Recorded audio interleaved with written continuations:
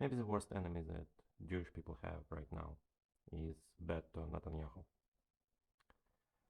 In his bid to cling to power, he plays into Hamas and Iran hands. The attack and the treatment of hostages and releasing of videos publicly have one goal, is to keep Israeli people enraged. To keep them enraged in order to push them to do more and more war crimes in Palestine. Hamas and Iran plans to sacrifice millions of Palestinian people in order to get their jihad started.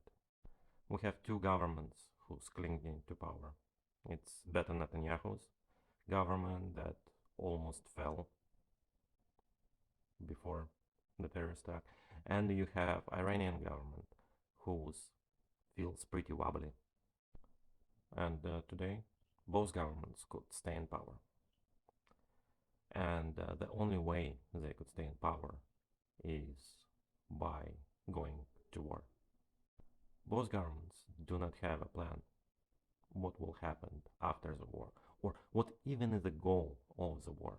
They just cling to power for as long as it lasts.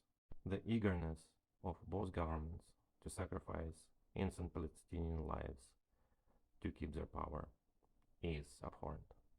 Both governments feed more and more in the cycle of hatred, until that cycle of hatred will spin out of control. And then what? I will suggest you to look at prisoner's dilemma. If both sides trying to get one over on another, they both lose, and they both lose miserably.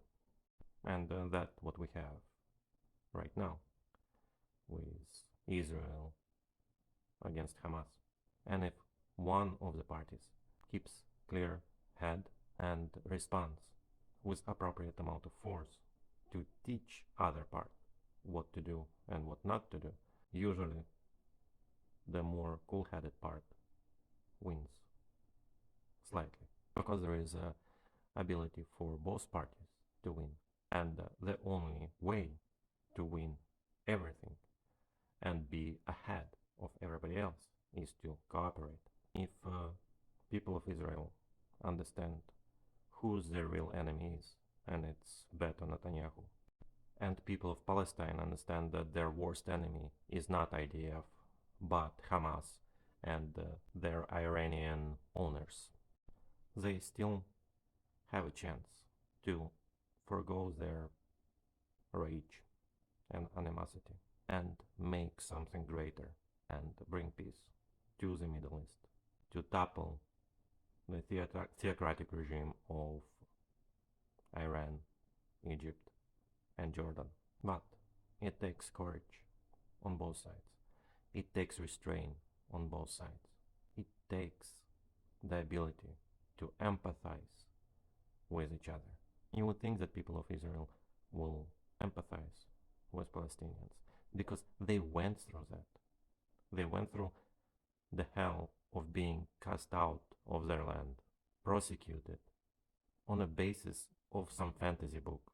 And you would think that Palestinians would see that millennia of rage pent up in Israeli people will find the outlet after watching their women and children executed on live TV and social media. After all, Palestinians and Israelis are one people. People divided so some powers could stay in power. Some theocracies could cling to their existence. And it's up to people of Palestine and Israel to stop that madness. Not their government, not their politicians, the people. For a greater tomorrow, for a brighter future.